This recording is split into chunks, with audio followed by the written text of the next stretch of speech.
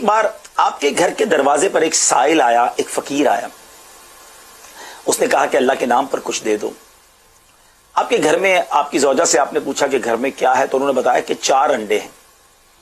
آپ نے فرمایا کہ 4 انڈے اس غریب کو، اس سائل کو دے دو۔ آپ کی زوجہ نے وہ انڈے دے دیے۔ تھوڑی دیر ہوئی تو آپ کے گھر پر دروازے پر دستک ہوئی، ایک دوست آیا انڈوں کی ٹوکری لے کر۔ آپ نے کہا کہ ذرا گننا کتنے ہیں؟ تو زوجہ نے کہا کہ صحیح سلامت 30 انڈے ہیں۔ تو آپ نے کہا کہ یہ کس حساب سے آئے ہیں؟ ذرا غور سے سنیے گا، یعنی بزرگوں کو یہ کتنا یقین تھا کہ اگر ہم نے اللہ کی راہ میں 1 دیا ہے نا تو انشاءاللہ وہ 10 ملٹیپلائی ہو کر بھی ملنے ہیں، آخرت میں تو جو ملنا ہی ملنا ہے۔ فرمایا یہ کس حساب سے آیا؟ تو پھر آپ کی زوجہ نے کہا 10 جو ہے نا انڈے اور بھی ہیں اس میں، مگر وہ ٹوٹے ہوئے ہیں۔ جب آپ نے تھوڑی سی معلومات لی کہ جو انڈے دیے گئے تھے نا، تو ناظرین اس میں بھی 3 صحیح سالم تھے، 1 انڈا ٹوٹا ہوا تھا۔ تو 3 صحیح انڈوں کے بدلے 30 انڈے آ گئے، 1 چونکہ ٹوٹا ہوا انڈا دیا گیا تھا تو 10 ٹوٹے ہوئے انڈے ملے۔ اللہ اکبر! اس واقعے سے سیکھنے کو کیا ملا کہ اللہ کی راہ میں خرچ کریں تو ملٹیپلائی ہو کے ملتا ہے۔ اب یہ جو ٹوٹے ہوئے انڈے والی بات ہے اور سالم انڈے کی بات، اس میں ایک اور بات بھی کرنا چاہوں گا کہ ہمارے یہاں نارملی ہم کیا صدقہ کرتے ہیں، ہم اللہ کی راہ میں کیا دیتے ہیں؟ ہمارے پاس جو بچ جائے، جو پھینکنے کے قابل ہو، ہمارا کھانا بچ گیا تب ہمیں غریب یاد آتا ہے، ہمارے جوتے پھٹنے لگے تو آپ کہتے ہیں یار آپ کسی غریب کو دے دیتے ہیں۔ یعنی ہمیں اللہ کی راہ میں جب بھی دینے کا ذہن بنتا ہے نا، اسی چیز کا بنتا ہے نارملی جو ہمارے کام کی نہیں، پھینکنے والی ہوتی ہے۔ غور کیجئے، دے کس کی راہ میں رہے۔ قرآن پاک کے 4 پارے کی پہلی آیت، اللہ تعالیٰ ارشاد فرماتا ہے لن تنالوا البر حتى تنفقوا مما تحبون۔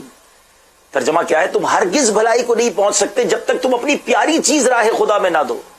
ذرا غور کیجئے نا، ہم اپنی پیاری چیز راہ خدا میں دیتے ہیں یا جو چیز ہمیں اچھی نہیں لگتی وہ راہ خدا میں دیتے ہیں؟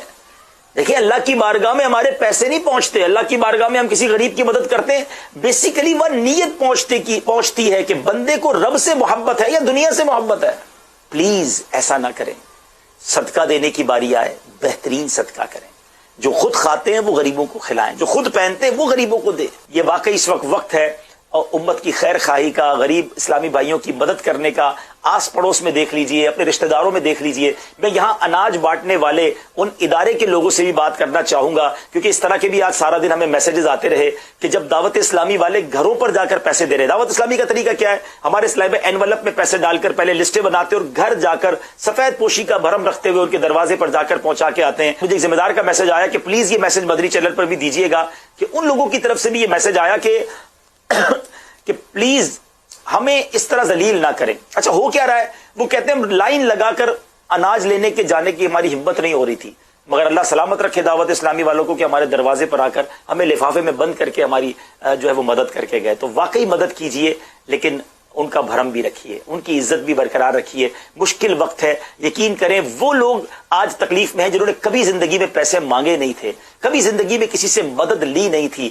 وہ لوگ تھے جو لوگوں کی مدد کرتے تھے، مگر وقت میں، اس کٹھن وقت میں یہ مشکل آ پڑی ہے ان پر، تو ہمارا کام ان کی مدد کرنا بھی ہے، ان کی عزتیں بھی برقرار رکھنا ہے۔ تو امید کرتا ہوں اس میسج کو عام کریں گے، اور جو دعوت اسلامی کا طریقہ کار ہے ماشاءاللہ، دنیا بھر کے ناظرین سے گزارش کروں گا کہ آگے بڑھ کر دعوت اسلامی کی ہیلپ کریں، تاکہ لاکھوں مسلمان پاکستان میں، لاکھوں کروڑوں تکلیف میں ان تک بھی پہنچایا جائے۔ نہ صرف پاکستان میں، ملک اور بیرون ملک بھی ہم یہ کام کر رہے ہیں، تو بیرون ملک کے بھی عاشقان رسول ہماری مدد کریں۔